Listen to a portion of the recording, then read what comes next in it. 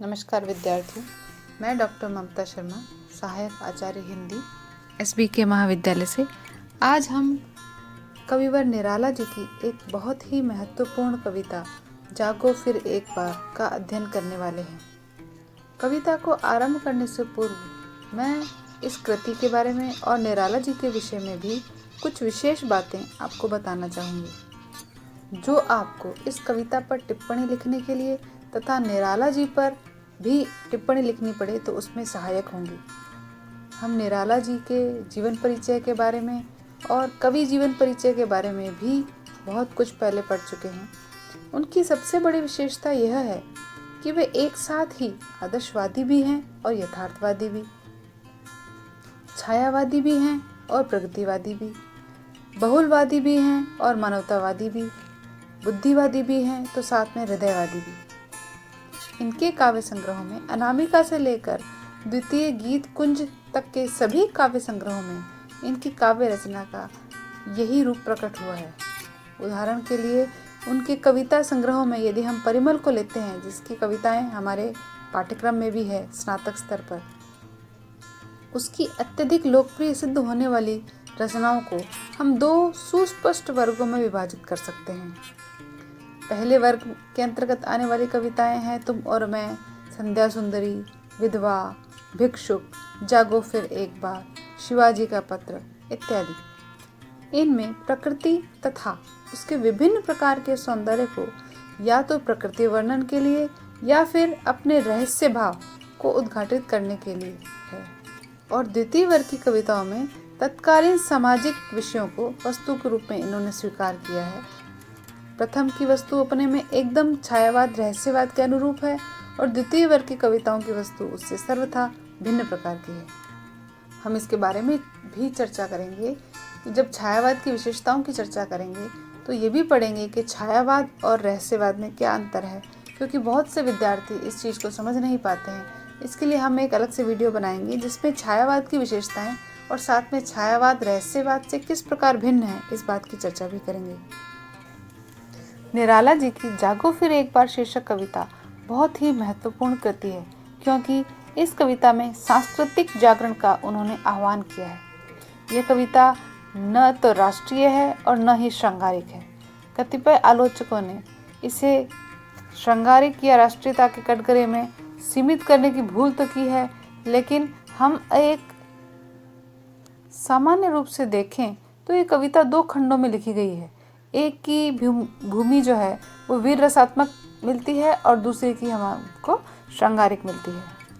वस्तुतः यह कविता राष्ट्रीय और श्रृंगारिक से ऊपर उठकर सांस्कृतिक धरातल की वस्तु है, यानी इसमें देश के वीर और श्रृंगार दोनों ही रसों में बोधात्मक स्तर पर बताने की चेष्टा की गई है। कारण जब किसी देश का सांस्कृतिक पराभव होता है तो उसका वीर भाव ही नहीं, उसका श्रृंगार भी मर जाता है, ऐसा बताया गया है।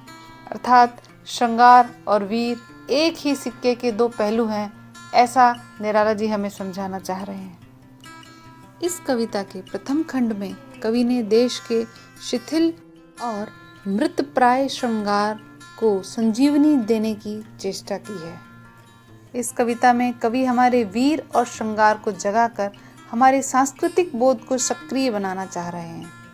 शिल्प की दृष्टि से भी इस कविता में कुछ नायाब विशेषताएं हैं। छायावादी बिंब विधान के अनुकूल अनेक चित्र इसमें जुड़े हुए हैं, जैसे प्रातः, रात्रि, मध्य रात्रि आदि के चित्र यहाँ प्रस्तुत हैं। दूसरी विशेषता यह है कि काल दृष्टि से इसमें 4 यमों का चक्रीय चित्र दिया है। चक्रीय इसलिए कि जिस प्रातः चित्रण की कविता का आरंभ हो रहा है, जिस प्रातः चित्रण से, उसी प्रातः चित्रण से उसकी समाप्ति भी हो रही है। आरंभ में अरुण पंख तरुण किरण खड़ी खोलती है द्वार, अंत भी इसी प्रकार उगे अरुणाचल में रवि। यानी कवि यहाँ सोई हुई सौंदर्यमयी चेतना को जगाना चाह रहा है। भोर होते हुए आसमान के तारे हर श्रृंगार के फूलों की तरह झड़ चुके हैं और वह सुबह की प्रौढ़ किरण शयन कक्ष के दरवाजे तक पहुंच गई। अर्थात दिन काफी उठ आया है, परंतु हमारी चेतना सोई हुई है। कमल श्री की आंखों के संपुट अभी भी निंदारे हैं, यानी बंद है। लगता है भ्रमरियों की एक जोड़ी कमल कोश में बंद होकर मधु पीने में इतनी व्यस्त हो गई है कि वह अपना गुंजार भी भूलने लगी है। कवि नहीं चाहता कि मधु के मोह में कोई भी अपने आप को बंदी बना ले। स्वच्छंदता या स्वतंत्रता का मूल्य मधु से कहीं अधिक है। फिर से रात्रि के प्रथम प्रहर में भी कवि इसी निद्रित अवस्था की व्याप्ति देखता है। उससे आश्चर्य है कि ऐसे सुंदर समय में, जबकि सूरज डूब चुका है, स्निग्ध चांदनी फैल चुकी है, चकोर टकटकी लगाकर चांद को देख रहा है, रजनीगंधा की भीनी सुगंध फैल रही है, सभी विकसित कुसुम शबनम के भार से झुक चुके हैं और कलियां पूर्ण विकास पाने के लिए यौवन का द्वार खोल रही हैं, तब भी चेतना सोई हुई है। इसलिए ऐसे पुलकमय समय में कवि उस चिर सुप्त चेतना को एक बार फिर से जगाना चाह रहा है। अंत में कवि प्रातः का चित्र उपस्थित कर उस सुप्त चेतना को झकझोर कर जागरण का संदेश दे रहा है। कवि को ऐसा लगता है कि जागरण का संदेश देने के लिए ही उसके कंठों में सरस्वती का अवतरण हुआ है। आई भारती रात कंठ में। तो आइए पढ़ते हैं आज एक ऐसी कविता को जो छायावाद रहस्यवाद का रूप है और इस बात की द्योतक है कि निराला जी हिंदी के ऐसे कवि हैं जिनकी काव्य रचना में एक काल में और एक ही रचना में कई प्रकार के तत्व एक साथ सक्रिय हो उठते हैं, जिनका बार बार उपहास होने पर भी वे उसी अपने परम प्रिय लोक प्रसिद्ध छंद यानी मुक्त छंद में रची गई कविता को बार बार रचने का साहस कर बैठते हैं। पंक्तियां कुछ इस प्रकार है। जागो फिर एक बार, प्यारे जगाते हुए हारे सब तारे तुम्हें, अरुण पंख तरुण किरण खोलती है द्वार। जागो फिर एक बार, आंखें अलियों सी किस मधु की गलियों में फंसी, बंद कर पांखें पी रही है मधुबौन, या सोई कमल कोरकों में बंद हो रहा गुंजार। जागो फिर एक बार। इन काव्य पंक्तियों का प्रथम पक्ष श्रृंगारी है, दूसरा नवजागरण का संदेश दे रहा है जो भारत के स्वाधीनता संग्राम से भी संबंधित है। इन पंक्तियों में कुछ ऐसा वर्णन है जैसे कोई प्रेयसी अपनी प्रियतम को जगा रही है। कहती है, प्रातः काल में सूर्योदय हो गए, तारे तुम्हें जगाने की चेष्टा करके हार गए हैं और बालारुण की किरणें द्वार पर आकर तुम्हें जगा रही है। धूप चढ़ आई है, साथ में उपालम देती है कि तुम्हारी आंखों में किसी अन्य प्रेमिका की स्मृति सुरक्षित है। मधुगली का अर्थ है कि तुम्हें अपने इस रूप श्रृंगार का आनंद देने वाली अन्य रमणी मिली है, जो अन्य रमणी के रूप सौंदर्य की स्मृति में तुम्हारे नेत्र आप भी बंद है। इस समय भंवरों का गुंजार बंद है, चंचलता शांत है। कवि ने रस लोलुप भंवरे को आलंबन बनाकर किसी निष्ठुर नायक की चेष्टाओं और खंडिता नायिका की उपालम भावनाओं को यहाँ पर अभिव्यंजित किया है। इस तरह कवि प्रकृति का मानवीकरण करते हैं और प्रेमी प्रेमिका की विविध चेष्टाओं का चित्रांकन भी करते हैं। नायक किसी परकीय के प्रेम में आबद्ध होने के कारण नायिका के लिए कष्टदायक स्थिति खड़ी कर रहा है, तभी नायिका उसे यहाँ पर उपालंब दे रही है। इन पंक्तियों के माध्यम से कवि यह भी यहाँ पर कहना चाहता है कि हम किसी अन्य के भ्रम में पड़ रहे हैं और आज हमारी क्या स्थिति है इससे हम अपरिचित हैं, हम चेतना शून्य हैं। अस्ताचल में ढले रवि शशि छवि विभावरी में चित्रित हुई है देख, यामिनी गंधा जगी एक टक चकोर कोर दर्शन प्रिय, आशाओं भरी मौन भाषा बहुभावमयी, घेर रही चंद्र को चाव से, शिशिर भार व्याकुल कुल, खिले फूल झुके हुए, अन कलियों में मधुर मद उर यौवन उभार। जागो फिर एक बार। अब यहाँ पर उन्होंने संध्या काल के समय का वर्णन भी कर दिया है। संध्या समय चांदनी का छिटकना, रात होने पर रजनीगंधा के फूलों का महकना और नायिका के हृदय में उठने वाली भावनाओं का, इन सभी का एक साथ वर्णन यहाँ पर किया गया है। वे कहते हैं कि संध्या समय सूर्य देवता अस्ताचल की ओर ढल रहे हैं, दूसरी तरफ रात्रि का आगमन हो रहा है, चारों तरफ चंद्रमा की चांदनी छिटक रही है जिसे देख रजनीगंधा के फूल महक रहे हैं, और दूसरी तरफ चकोर अपने नेत्रों के कोर से अपने प्रियतम चांद को निहार रहे हैं। मानो आशाओं से भरकर भाव भरी मौन भाषा से चाव के साथ चंद्रमा को वे टकटकी लगाकर निहार रहे हैं। इस प्रकार कवि ने यहाँ प्रतीक रूप में नायक नायिका की प्रेम क्रीड़ाओं का भी चित्रण कर दिया। यहाँ शिशिर ऋतु का वर्णन करते हुए कवि कहते हैं कि मादक रात्रि में खिलने वाले फूल खिल उठे हैं, लताओं की डालियां झुक गई है, कलियों के हृदय में प्रफुल्लता देखी जा रही है, चांदनी प्रभाव से वे भी खिलने लगी है, मानो कि वो मदमस्त हो उठी है। ऐसे मादक वातावरण में प्रियतमा अपने प्रिय को कहती है कि फिर से एक बार जागो, उसे प्रेम प्रदान करो। इस तरह नायिका अपनी प्रेम पिपासा शांत करने की भावनाओं का संकेत यहाँ पर देती है। इन पंक्तियों में प्रकृति चित्रण के साथ एक उन्मत्त नायिका का भी चित्रण यहाँ पर है। तो हम यहाँ कह सकते हैं कि श्रृंगारिकता और राष्ट्रीयता यानी दोनों का मिश्रण है, यानी सांस्कृतिक पृष्ठभूमि हमें दिखाई देती है, जिसकी भाषा बड़ी ही सरल और माधुर्य गुण प्रधान है। अगली पंक्तियां कुछ इस प्रकार है। प्यूरव पपी है प्रिय बोल रहे, सेज पर विरह विदग्धा वधु, याद कर बीती बातें रातें मन मिलन की, मूंद रही पलके चारू, नयन जल ढल गए, लघुतर कर व्यथा भार, जागो फिर एक बार। यहाँ पर नायिका अपने प्रीतम से मिलन की बीती बातों को याद करके विरह विदग्ध हो रही है। जब वह पपीहे की प्यू प्यू की ध्वनि सुनती है तो मिलन की उन रातों को स्मरण कर मधुर स्मृतियों में खो जाती है। उस क्षण उसकी पलकें मूंद जाती है और आंखों से अश्रुजल छलकने लगते हैं।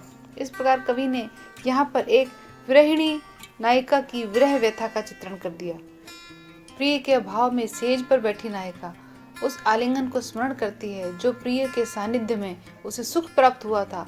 उस क्षणों को याद करके उसके नेत्रों से नीर बहने लगता है और इस तरह थोड़ी देर के लिए आंसू बहाकर वह अपनी व्यथा का भार हल्का करती है।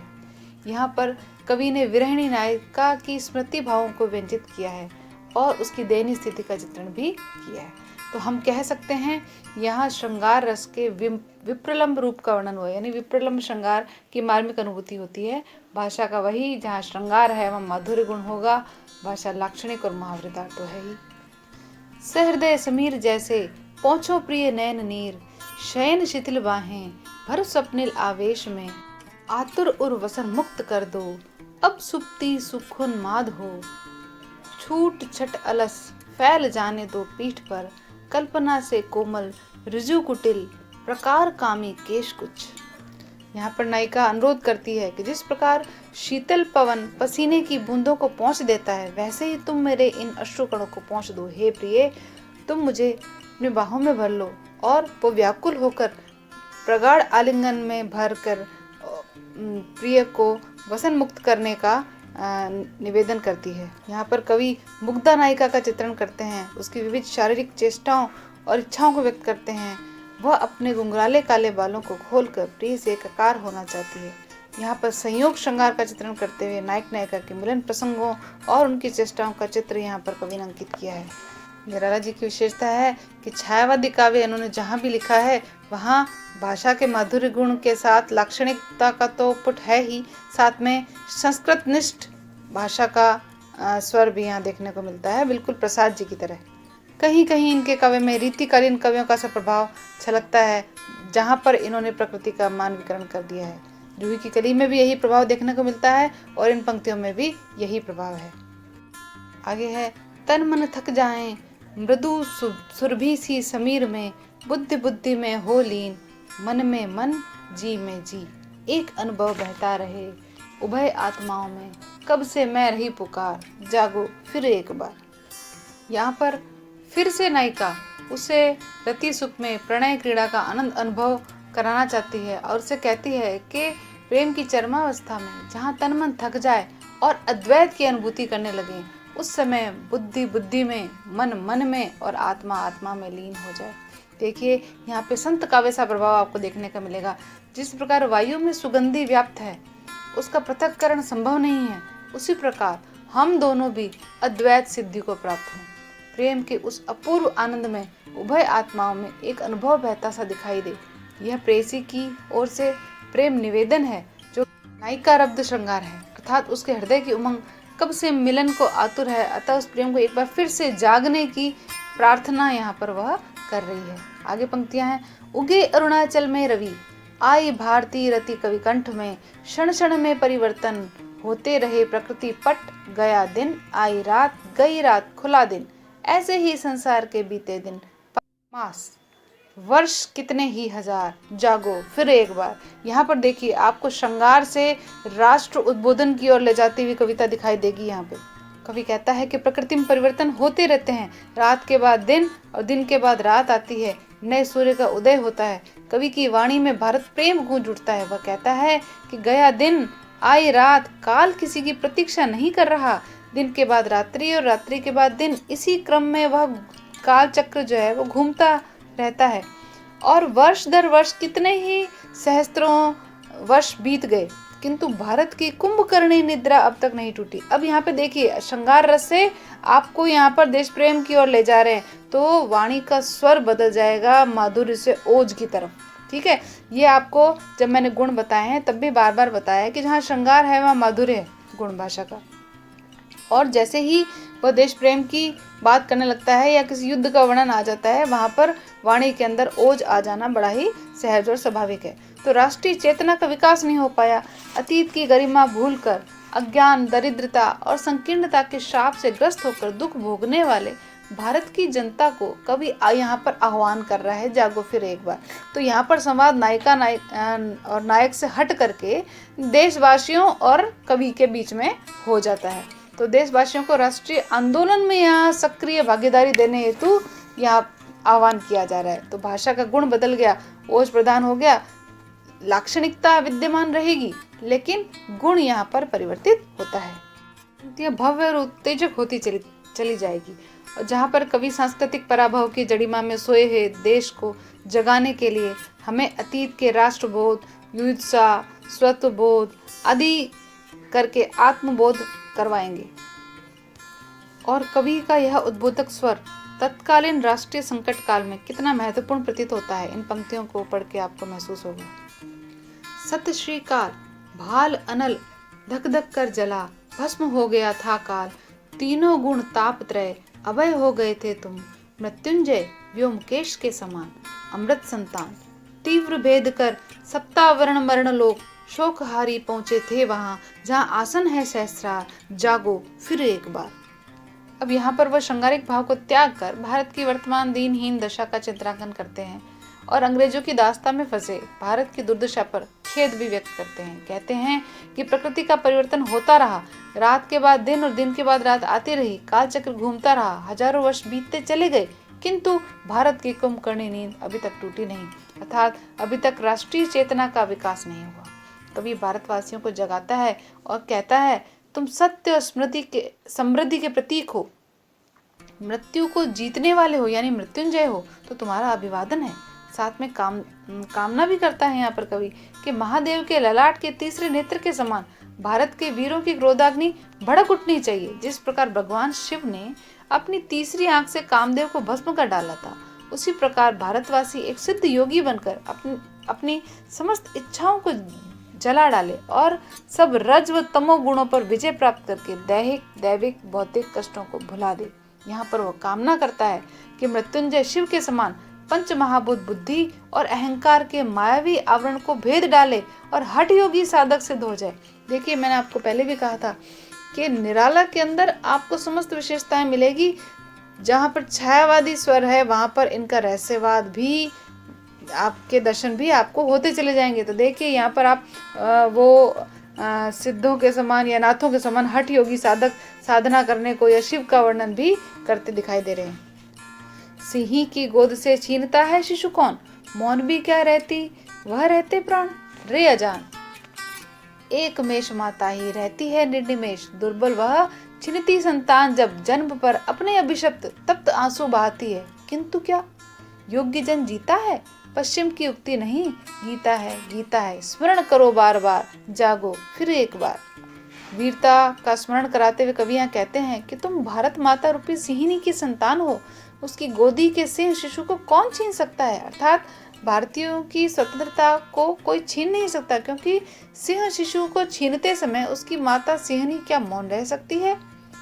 हे अज्ञानी भारतवासी, केवल भेड़ माता ही अपने शिशु को छीनते देख अपने अभिशप्त दुर्बल जीवन पर तप्त आंसू बहाती है, अर्थात जो कमजोर होते हैं, यहाँ भेड़ कमजोरी का प्रतीक है, वे अपने हक छीन जाने पर आंसू बहाकर बैठे रहते हैं, प्रतिरोध नहीं कर पाते, किंतु जो योग्य होते हैं, वीर होते हैं, वे चुपचाप नहीं बैठ सकते, अन्याय नहीं सह सकते।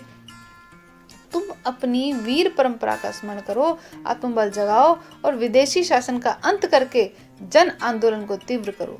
गीता में भी कर्म का संदेश दिया है, जरा उसे स्मरण करो। यह कोई पश्चिम की उक्ति नहीं है, पूर्वी देश भारत की पुकार है। जिस प्रकार अर्जुन ने मोह ममता त्याग कर श्री कृष्ण की ललकार सुनी और अपनों पर ही शस्त्र उठाया, क्यों? क्योंकि उससे अन्याय का विरोध करना था। ठीक उसी प्रकार देशवासियों, घर परिवार का मोह त्याग कर संग्राम में कूद पड़ो, जो कि स्वतंत्रता के लिए संघर्ष के जारी रखने के लिए बहुत आवश्यक है। तभी हमारा सपना पूरा होगा।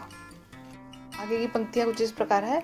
पशु नहीं वीर तुम, समर शूर क्रूर नहीं, कालचक्र में हो दबे।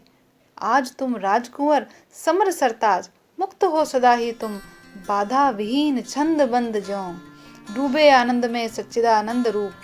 यहाँ पर देख लीजिए, स्वयं ही मुक्त छंद के दर्शन यहाँ पे कराते हैं कि जिस प्रकार छंद अपने बंधन से मुक्त हो चुका है, उसी प्रकार तुम भी अपने बंधनों से मुक्त हो सकते हो। अंग्रेजी शासन के विरुद्ध संघर्ष कर सकते हो। वो कहता है कि अपने स्वाभिमान पर विचार करो, साम्राज्यवादी आतताइयों के से डरने की आवश्यकता नहीं है। समर शूर तुम क्रूर नहीं, तुम्हारा पराक्रम दुर्बलों को सताने वाली क्रूरता का पर्याय नहीं है, ये शूरवीरता है, साहसिक रणप्रियता है। वैदिक काल में ऋषियों ने दीनता नहीं किंतु आत्मविश्वास का उपदेश दिया था। उनका मंत्र था कि मानव महान है, न मानुषात श्रेष्ठतर हिम किंचित, अर्थात मनुष्य अपने भीतर की शक्ति को पहचानो। हमारे वेदों और उपनिषदों में भी अद्वैत का जहाँ चित्रण है, उसके अनुसार मनुष्य स्वयं ब्रह्म का रूप है। हम ब्रह्मास्मि, अनहलक जिसे कहा गया है, वह कायर कामुक दीनहीन और पद दलित व्यक्ति नहीं है, बल्कि साक्षात ब्रह्मा है, सच्चिदानंद स्वरूप है। अभिप्राय यहाँ कहने का यह है कि भारतवासी सभी बाधाओं से मुक्त है। आज भले ही वे कालचक्र में दब गए, परिस्थितियां विपरीत है, किंतु सदैव युद्ध विजेता रहा है। अतः अपनी भीतरी शक्तियों को यहाँ पहचानिए और अंग्रेजों के विरुद्ध संघर्ष के में रत रहने की प्रेरणा यहाँ पर कवि देता है। यहाँ पर अद्वैतवादी दर्शन भी है, उन्हें प्रेरित भी कर रहे हैं और धैर्य पूर्वक उनकी शक्तियों का पुनस्मरण भी करवा रहे हैं। महामंत्र ऋषियों का अणुओं परमाणुओं में फूंका हुआ, तुम हो महान, तुम सदा हो महान, हे नश्वर यह दीन भाव, कायरता काम पड़ता ब्रह्मा हो तुम, पदरज भर भी नहीं है, पूरा यह विश्वभार, जागो फिर एक बार। यहाँ पर वे ऋषि मुनियों की शिक्षा को स्मरण करवा रहे हैं और कह रहे हैं कि उन्होंने अणु परमाणुओं में यह मंत्र फूंका था कि तुम सदैव महान हो। अर्थात प्रत्येक भारतवासी में हमारे ऋषि मुनियों ने विश्वास जगाया था कि भारत वीर है, शक्तिमान है, अपने अधिकार के लिए संघर्षरत रहने का सामर्थ्य उसके अंदर है। तो ऐसी स्थिति में मोह ममता कायरता जैसे दीन भाव नाशवान है।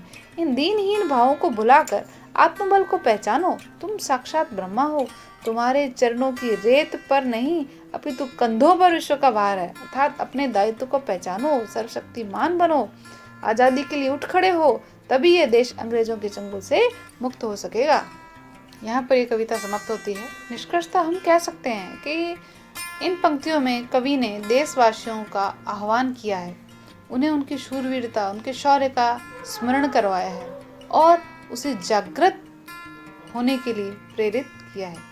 तो आप इस कविता को फिर से पढ़ें और सप्रसंग व्याख्या का मतलब ही यही है कि आप प्रसंग को समझें, संदर्भ को समझें, कवि क्या कहना चाह रहा है उसके भावार्थ को समझें और साथ में उसके कला पक्ष को भी देखते चलें, जिसमें उसकी भाषा, उसका गुण, उसका रस, उसका छंद सभी कुछ आना चाहिए।